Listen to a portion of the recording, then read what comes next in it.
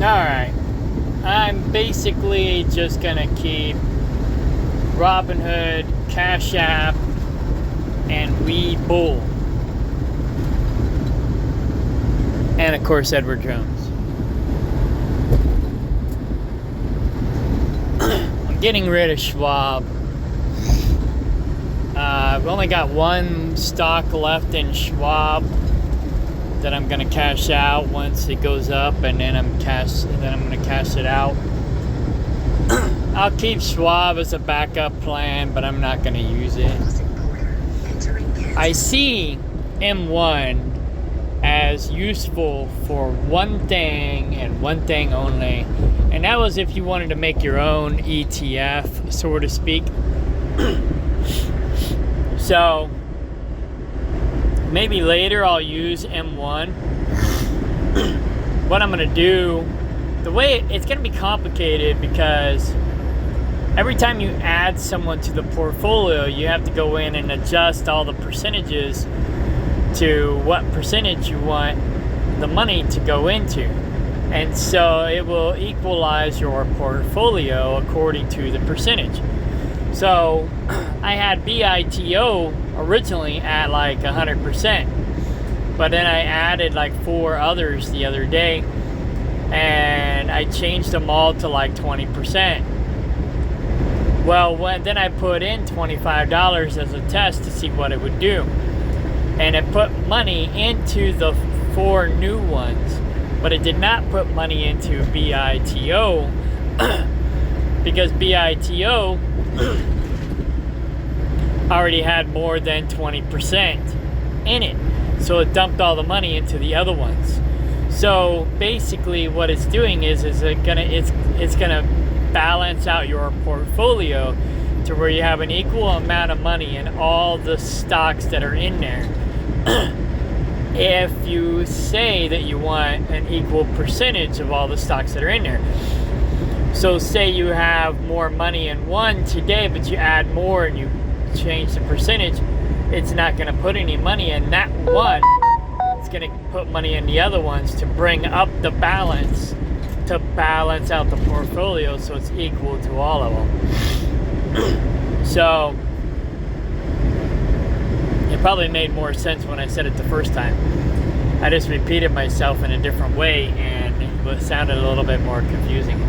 But anyway, so what I might do, right now the stock is in a negative. Hang on. Right now the stock is in a negative $2.32. Once it goes into positive, then I'm going to sell it. I'm going to basically put the money back into my checking account. Once it goes up $1, that's good enough for me. I'll make, maybe 50 cents, 75 cents. Then what I'm going to do is I'm going to reorganize the portfolio. Every time one of the guru guys talks about a long-term stable stock, like Realty Incorporated, stock ticker O, and like Verizon, I think their stock ticker is V, and then the S&P 500 stocks, things like that. Any of them that they talk about, I'll go in and put it into this portfolio, and then later, once I get out of debt and the only thing I have left is my mortgage, then at that point maybe I'll start throwing $100 a week or something into that personalized portfolio of all the long-term stable stocks. And then it may take 100 years for me to see a return on my investment on some of them, but if the stock splits, then I'll see 100% return on my investment right away. If that's how it works. I'm not really sure how the stock splitting works, because there's also reverse splits. So if you get 100% return on your investment on a stock split, then do you lose 50% of your investment if it does a reverse split? So I got to look more into that. In fact, I should call my broker right now, my Edward Jones broker, and ask him about that. So, but it'll be harder for me to keep track of that portfolio and how much money I'm making from it in this app, this dividend tracker app that I'm using. So I'm only going to be using, I got it on combine right now, so I'm only going to be using it for what I have in WeBull, RobinHood, and CashApp. Now I have more in CashApp right now than what I have, say, in this portfolio thingy. I think I deleted, no, okay. I didn't delete all of them in WeBull, but I deleted some of them in WeBull because I was going to move them over to M1. But now, I'm not. So I got to go back in and put them back in here. And then RobinHood. I didn't touch RobinHood. RobinHood's good. But CashApp, I just have these two in here because right now those are the only two I plan on keeping in there. RobinHood doesn't actually pay a dividend.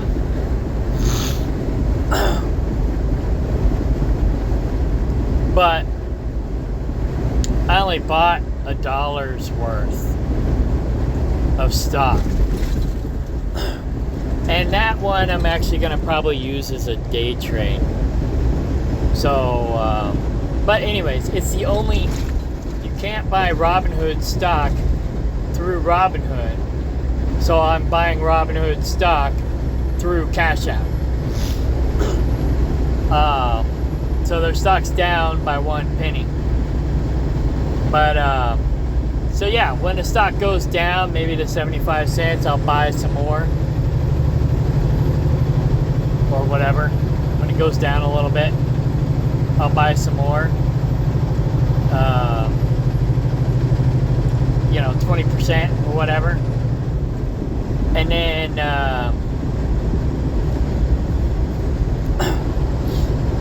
when it goes up 20%, maybe I'll sell some. Who knows? We'll see. So we'll see. So RobinHood ticker I will use as a day trade in the CashApp app. ARR, I can buy it through Robinhood sometimes, and sometimes I can't. So I'm going to focus on buying it here.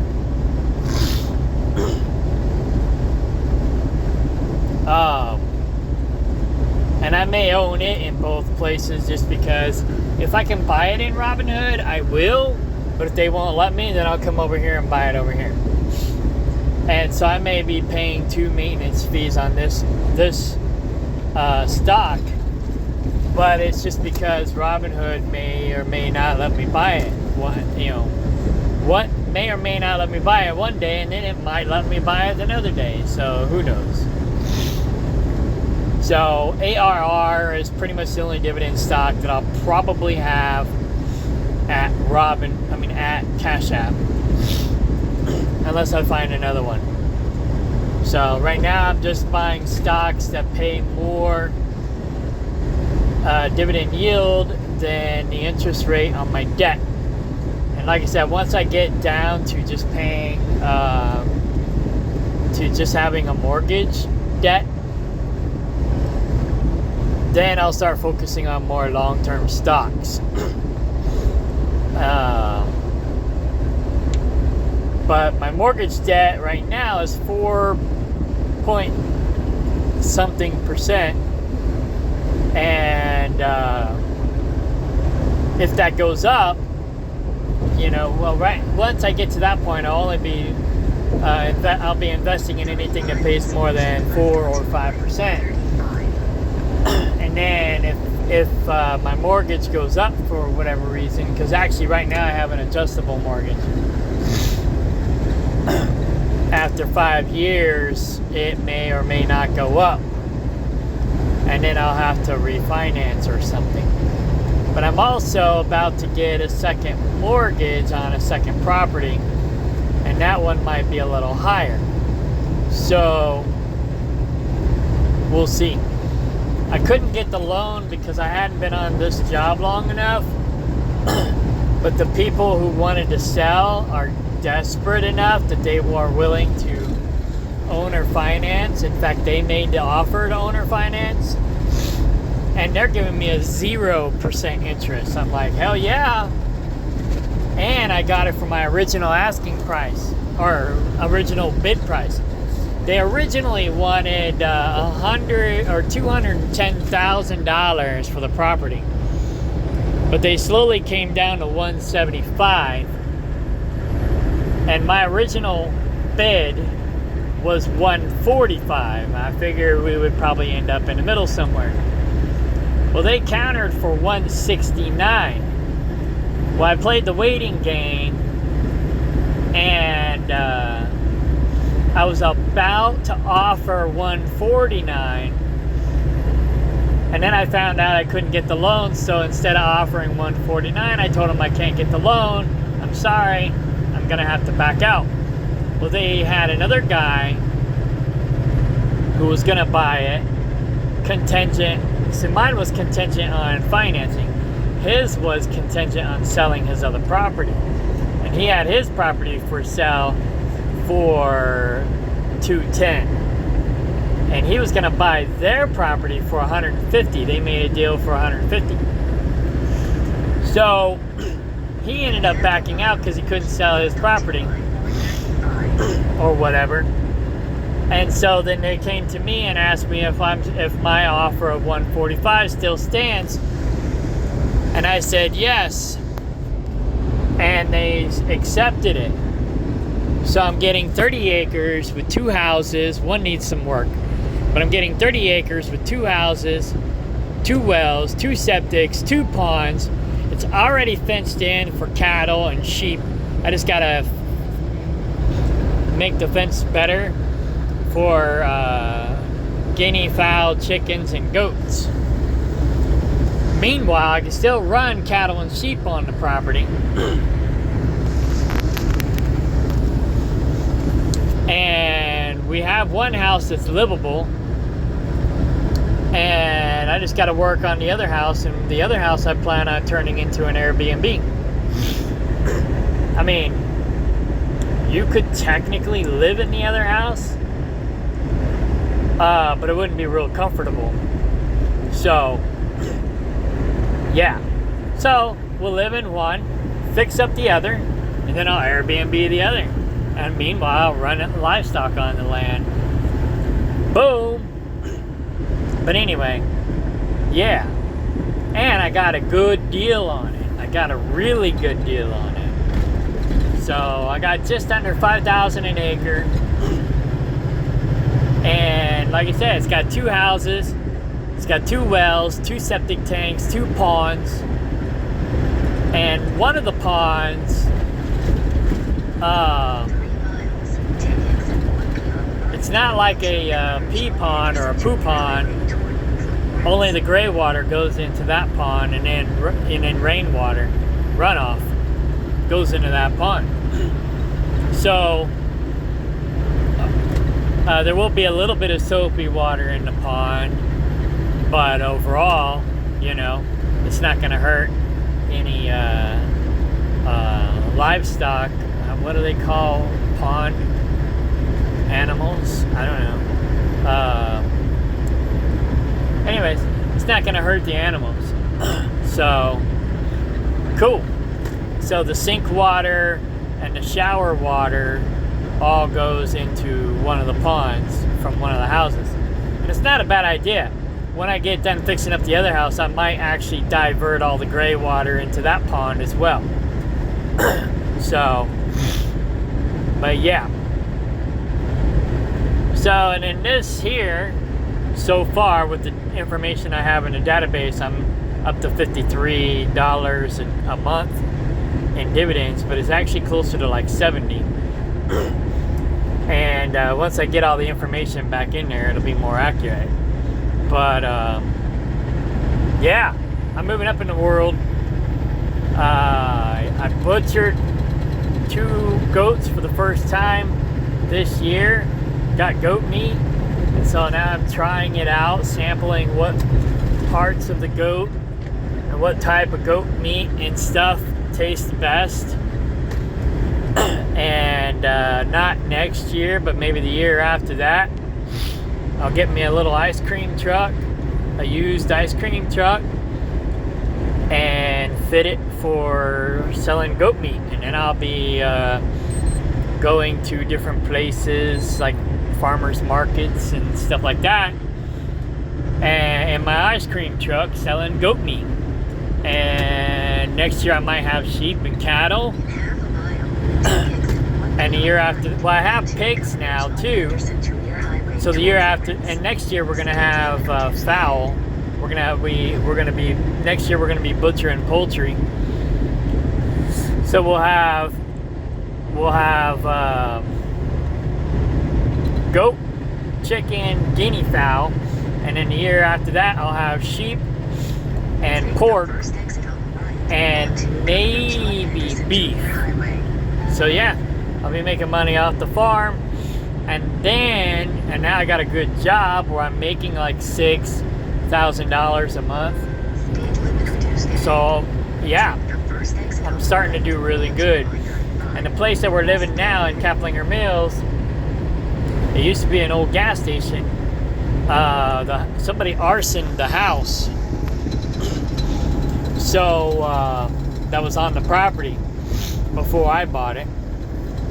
So I went in and cleaned it up. And when I got with my girlfriend, we ended up putting in camper hookups because she lives in a camper, a fifth wheel RV camper.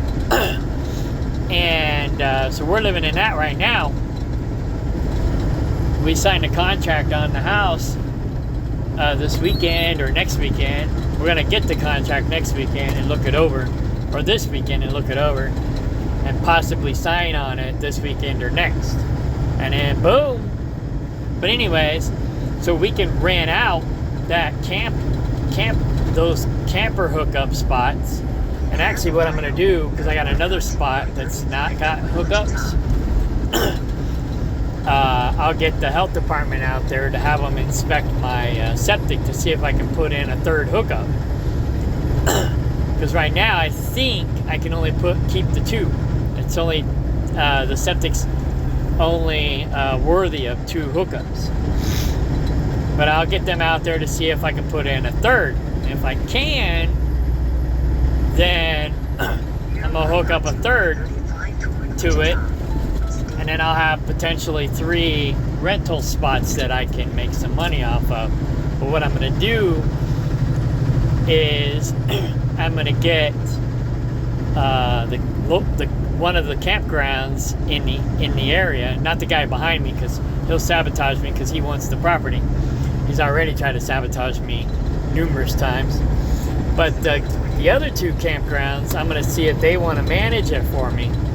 And then basically, I'll just kick back and get a dividend from it, a commission from it, while the campgrounds manage it. And it'll be like their overflow. They can put like their more permanent, more long-term campers there and have their temporary short-time campers on their property. That way they don't have to babysit my property as much.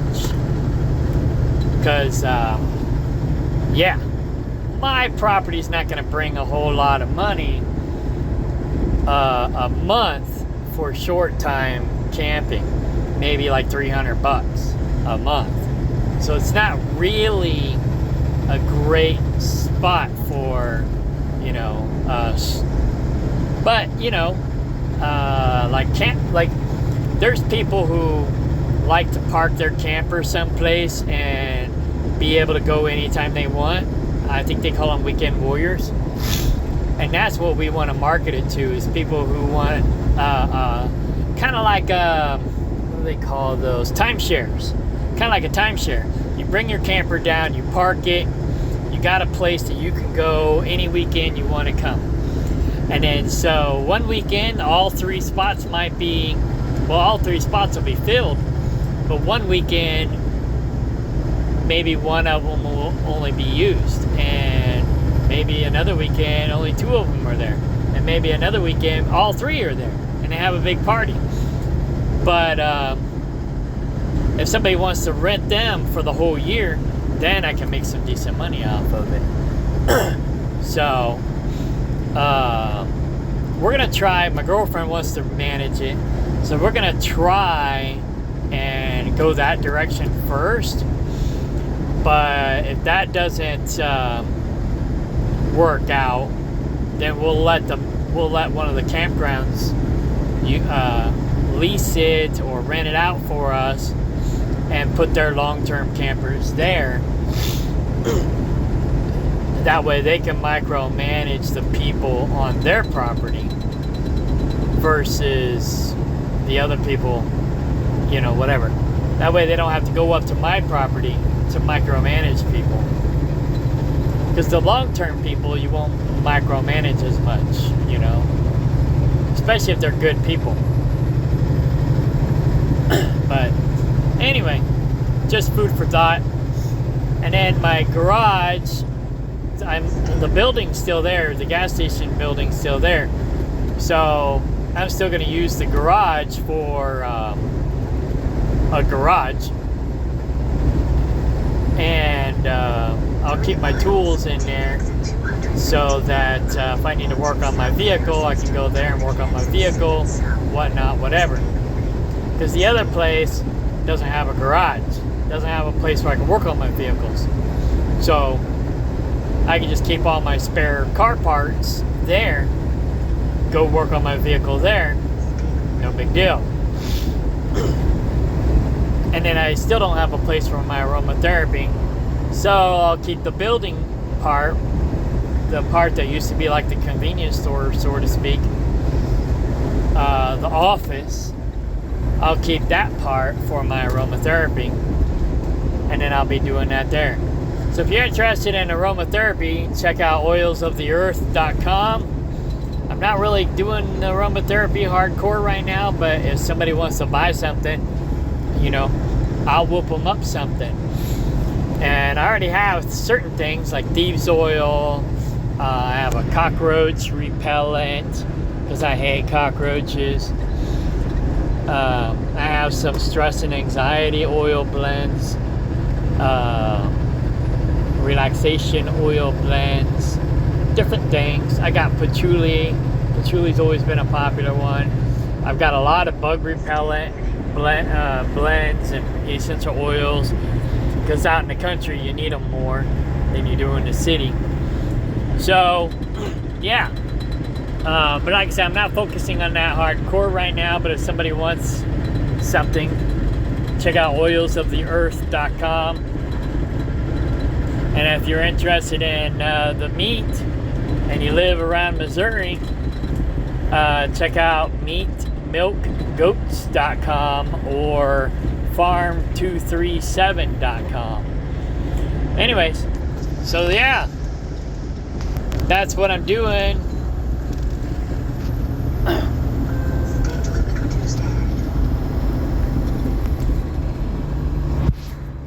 So I got some money in my Edward Jones dividend account, but I'm building that up to basically fund my IRA.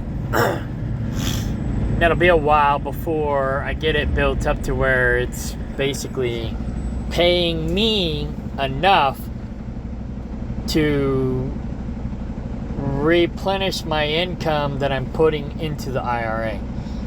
So that's basically the goal for the Edward Jones mutual fund, dividend stock mutual fund, is to basically pay me about, what is it, 246, up to maybe $800 to $1,000 a month. Let's see here, let's calculate this.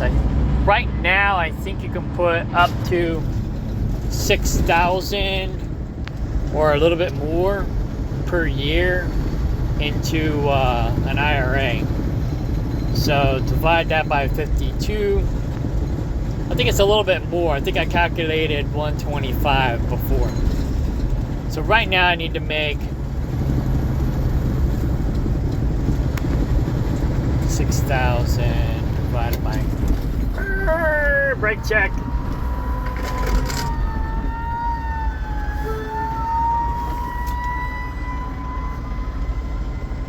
Divided by 12. Yeah, about 500 a month. So I got to get my Edward Jones dividend stock portfolio built up to where it's paying me 500 a month, and then that will basically support my IRA. So I don't got to put money into the IRA anymore. And then I'll just use the dividend stocks to support my IRA. Then I'll have 2 retirement plans there. And then while that's doing that, you know, I'll be over here investing into these different dividend stocks for my paycheck. And then maybe I'll do the M1 stuff to focus on generational wealth. Hang on. There we go. It's still down. But yeah, I'll do this to focus on generational wealth because these are more long-term, stable stock investments. It'll be like an S&P 500, but it'll be the S&P Kano stock. I don't know, whatever. And this will be initially what I will to my nieces and nephews, and maybe my grandchildren if I have any, and my goddaughter. So maybe my kids too, who knows? I mean, if they come around, cool. If not, then I'll will it to my grandchildren if I have any. So,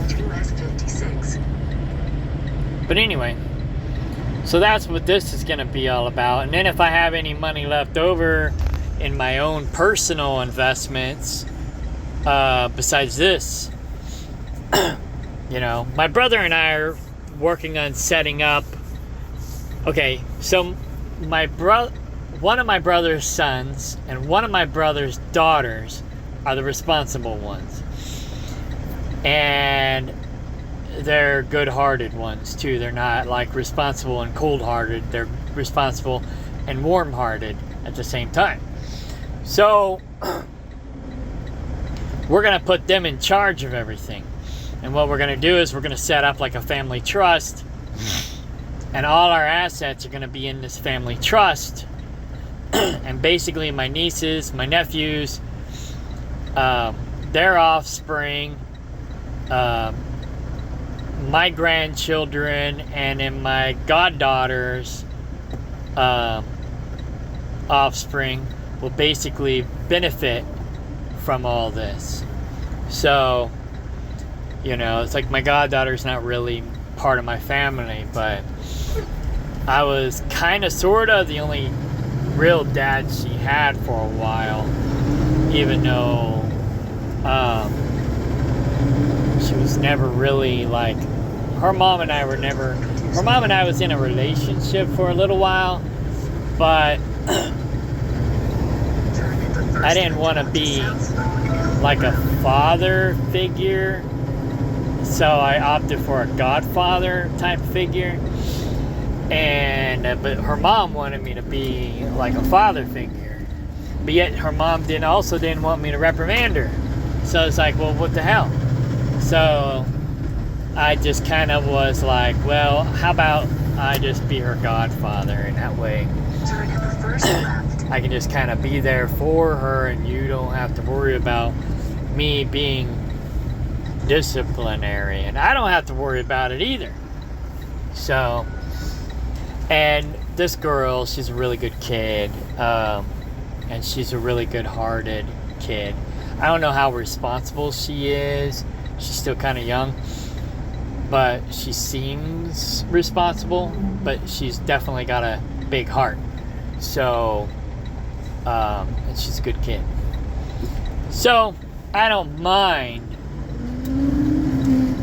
taking care of her later in life and having her as a part of my will and my trust. So anyways, but